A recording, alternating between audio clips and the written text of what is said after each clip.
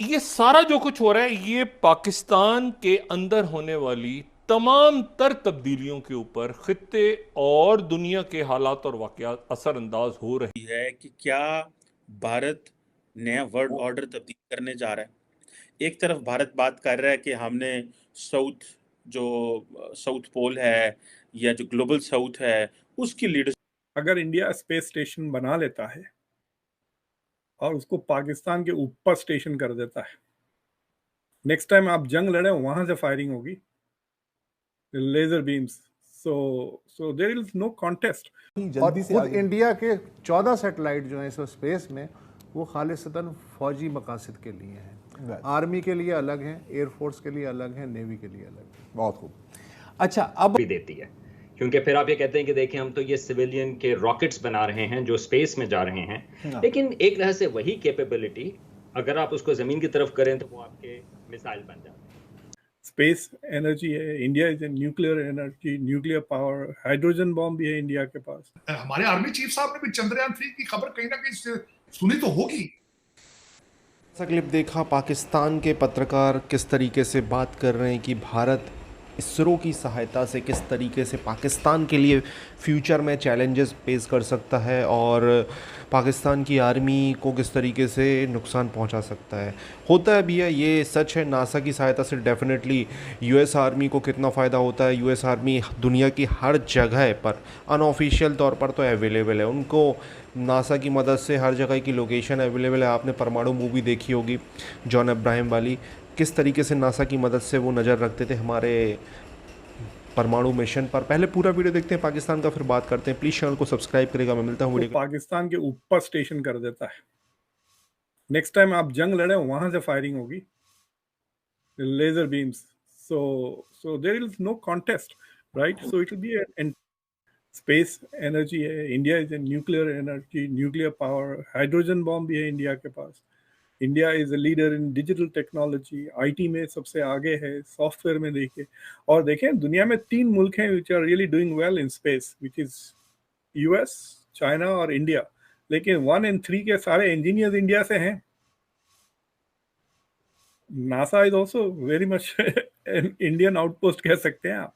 So India is very developed in that sense. ये जो लफ्ज है विश्व गुरु इज प्रीटी गुड एप्लीकेबल है इंडिया के लिए। हाँ, ये और बात है कि India has gone through experiences, अंग्रेजों की कॉलोनियल एक्सपीरियंस। मुबारक ना देने से क्या हुआ है? लोग तो आपने जो बातें की कि आधा पाकिस्तान दुनिया ने देख लिया कि हम डोली से लटके हुए थे एक तार पे, और क्या नाम है दुनिया वो जो है वो चिया मुबारक ना देने से क्या होगा? मतलब उसमें इन्होंने तो खैर ना दे के अपनी कमजरफी वाली बात होती है, मुबारक देनी चाहिए। लोग दुश्मनों को भी मुबारक देते हैं, मैं तो दुश्मन समझता नहीं उनको। उसकी वजह ये है कि आपको सारी जंगों की चीजों के हालात आपको पता है। मैं तो दुश्मन नहीं समझता, लोग कहते हैं, बल्कि कई वहां से भी भारत से भी कहते हैं एनिमी टेरिटरी, एनिमी कंट्री। मैं I don't believe in wars and things. This is my personal opinion. मैं नहीं समझता कि जंग किसी चीज का भी हल है, नफरत किसी चीज का भी हल है। This is my opinion. लोग इस पर डिसाइड नहीं कर सकते। मेरे ख्याल में अगर लोगों को दिखाया जाता चंद्रयान 3 पाकिस्तान में, इसको प्रमोट किया जाता, तो हो सकता है कि हमारे बच्चे भी इस चीज पे ख्वाहिश करते कि अगर पड़ोस में हो रही चीजें तो हम भी करें। एक तो चीज ये। और जल्दी से खुद आगे। इंडिया के 14 सैटेलाइट जो हैं इस स्पेस में, वो खालिसतन फौजी मकासद के लिए हैं। Right. आर्मी के लिए अलग हैं, एयरफोर्स के लिए अलग हैं, नेवी के लिए अलग हैं। बहुत खूब। अच्छा, अब बात भुट्टो साहब के ज़माने में चूंकि पूरी तवज्जो 74 में भारत ने एटमी धमाका कर दिया था, इसलिए उन्होंने कहा कि अब सारे वसाइल जो हैं और सारे इदारे इसी तरफ तवज्जो दें। तो ग्रेजुअली ये जो रॉकेट प्रोग्राम था ये फिर मिसाइल प्रोग्राम की तरफ मुड़ता ही चला गया और आज तक वहीं का वहीं है। ऐसा कहना ठीक होगा? जी, काफ़ी हिसाब से देखें, ये जो सिविलियन प्रोग्राम्स होते हैं, जिस तरह नासा का सिविलियन प्रोग्राम है, वो डिफेंस के प्रोग्राम से भी लिंक्ड होते हैं। और जो जब नासा बनी थी उसका एक लिहाज से वो डिफेंस के प्रोग्राम को कवर भी देती है, क्योंकि फिर आप ये कहते हैं कि देखिए हम तो ये सिविलियन के रॉकेट्स बना रहे हैं जो स्पेस में जा रहे हैं, लेकिन एक लिहाज से वही कैपेबिलिटी अगर आप उसको ज़मीन की तरफ करें तो वो आपके मिसाइल बन जाते हैं। अगर इंडिया स्पेस स्टेशन बना लेता है और उसको पाकिस्तान के ऊपर स्टेशन कर देता है, नेक्स्ट टाइम आप जंग लड़े वहां से फायरिंग होगी, laser beams. So there is no contest, right? So it will be an entirely different kind of a major power. Plus, we are going through a phase where हो सकता है कि 100 साल के अंदर शायद ये planet चंद्रयान 3 का कोई मजहब नहीं है, वो कोई हिंदू चंद्रयान नहीं है, वो कोई सिख चंद्रयान नहीं है, वो ईसाई चंद्रयान नहीं है, वो इंडियन भारतीय चंद्रयान है। उससे लार्जर हो सोचें तो साउथ एशियन चंद्रयान है। आप उसने साउथ एशिया का जो एक स्टिग्मा है उसको चेंज किया है, जिसको ब्रिटिश हमेशा कहते थे कि सब continent can only produce good servants. उस चीज को उन्होंने चैलेंज कर दिया है। और एक आखिरी बात इसमें ऐड करना चाहूंगा, उनके इस्रो को जो लीड कर रहा है उसका नाम सोमनाथ है। जरा कोशिश करें अपने स्पार्को के लीडर जो है, जो आपके उसको रूल करने वाले हैं, सारे मेरे रिटायर फौजी भाई,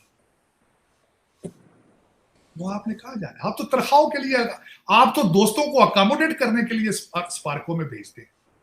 आप चाहें तो आपकी ख्वाहिश में मौजूद ही नहीं है। आईटी की मिनिस्ट्री के लिए कोई प्रॉपर बंदा रखो। आपने इसको डंप करके रखा है, जिसको किसी मिनिस्ट्री से फारिग करना था, कोई नलायक निकम्मा वजीर फारिग करना था, आपने उसको आईटी की मिनिस्ट्री दी कि आपकी प्रायोरिटीज में नहीं थी। आज तक पाकिस्तान में फेसबुक के पेजेस मोनेटाइज नहीं है, अंदाजा करें। और इंडियन जो है इस मामले में उसमें आके मिलियंस ऑफ डॉलर्स कमा रहे हैं। साहब अगर इजाजत दें तो मैं आपको बताऊं, हमारा चांद नहीं एक दिन निकलता, वो चांद पे पहुंच गए हैं अभी तो हम इस पे ये बड़ा अच्छा कमेंट है, हमारा चांद नहीं मिलता, हमें अगले चांद पे पहुंच गए। हम यहाँ पे दूरबीनें लगा के इसके बाद पूरा मुल्क ना एक हंगामे का शिकार होता है कि चांद नजर आया नहीं आ रहा। हमसे चांद नजर नहीं आ रहा, अगले चांद तक पहुंच गए हैं। बल्कि इंदा उन्हीं को फोन करके पूछ लिया करेंगे साथ वालों को, इतनी हमें तकलीफ करनी है कि निकला है कि नहीं निकला।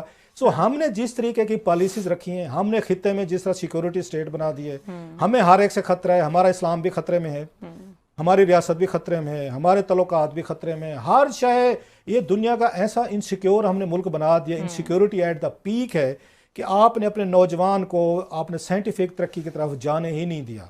आपने उसको कोई इंसेंटिव नहीं दिया, आपने उसको डायरेक्शन नहीं दी, आपने उसको इन्हीं पॉलिटिक्स में डाल के अपने बच्चे हमने बहर साहब ने सेटल कर लिए। अपने बच्चों को कोई मसला नहीं है, इसी कौम के बच्चों को गाली गलौज रुला लू के एक को लैपटॉप देंगे, एक किसी को जनाब को आएंगे नारा दे देंगे, कोई किसी को कुछ कर कहेगा।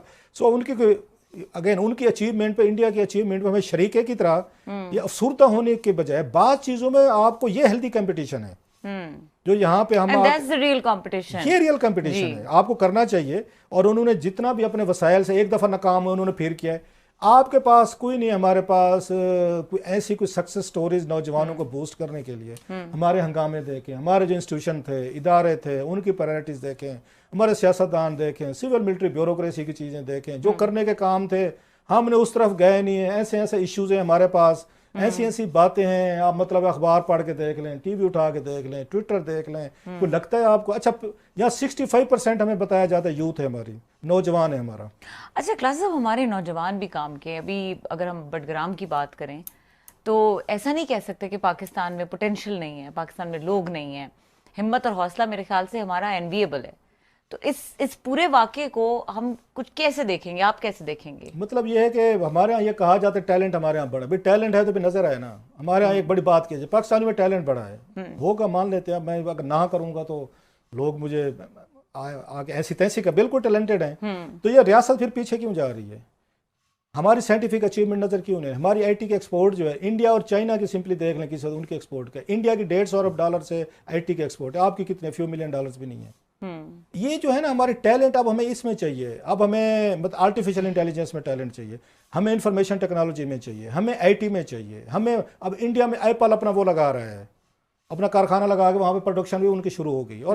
और हमारे यहाँ क्या प्रोडक्शन शुरू हो गई है, जरा यहाँ भी देख लें। अभी आपने जाकर जनावाला में क्या किया है, घर जला दिए, लोगों को घरों से निकाल दिया, सारा कुछ कर दिया। बात तो बिल्कुल सच है कि नासा की मदद से यूएस आर्मी, यूएस की सिक्योरिटी एजेंसीज़ को कितना फ़ायदा होता था और किस तरीके से यूएस अपने उपग्रहों की वजह से दूसरे देशों की लोकेशन दूसरों देशों पे ऑब्वियसली सीसीटीवी लगा के बैठे हैं। कुल मिला के पूरी दुनिया में यूएस वाले, चाइना वाले, बहुत सारी कंट्रीज़, तो उनके जो उपग्रह हैं उनसे आप बच नहीं सकते। अनऑफिशियल तौर पर वो आपको देख रहे हैं, उनको जो लोकेशन लेनी है उस लोकेशन की वो पिक्चर लेते रहते हैं। और ऐसे ही काम इसरो कर सकता है बहुत आसानी से पाकिस्तान के साथ, और करना चाहिए। टेक्नोलॉजी का आपको फ़ायदा उठाना चाहिए। टेक्नोलॉजी की मदद से आप जो दुश्मन देश है उसकी तैयारियों को देख सकते हो, उसके ठिकानों पर इजीली टारगेट कर सकते हो। तो ये सब तो बहुत मेरे हिसाब से इसरो के लिए आम चीज़ हो गई होगी, ये कोई टफ़ चीज़ नहीं है। जब इसरो मंगल पर जा चुका है, जब इसरो चंद्रयान के साउथ पोलर पर जा चुका है इतनी आसानी से, तो फिर बहुत टफ़ चीज़ नहीं है। और इसरो अब डेफिनेटली, अब मोदी जी ने भी अनाउंस किया कि बहुत सारे जो अपकमिंग मिशन है, अपकमिंग जो इसरो के टारगेट है, उनके बारे में भी इंफॉर्मेशन आई है। तो इसरो को ले देकर बहुत ज़्यादा फ़ायदा होना है। बहुत ज़्यादा हमें जो दूसरी कंट्रीज़ के सैटेलाइट लॉन्च करने का हमें डेफिनेटली मौका मिलेगा, और बहुत सारी चीज़ों का फ़ायदा मिलेगा। भारत की अर्थव्यवस्था को फ़ायदा होगा, इसरो को फ़ायदा होगा। मेरे हिसाब से इसरो जो कमाता है फ़िलहाल तो उसको इसरो में ही इन्वेस्ट करना चाहिए, और जितना आप इसरो को इन्वेस्ट करेंगे उतना हमें और अच्छा रिज़ल्ट मिलेगा। क्योंकि आप देख सकते हो कितने कम बजट में हम चंद्रयान 3 को सक्सेसफुली लैंड करा चुके हैं। आपको क्या कहना है इस टॉपिक के बारे में? कमेंट अपनी राय दें, चैनल को सब्सक्राइब करें। लगातार आप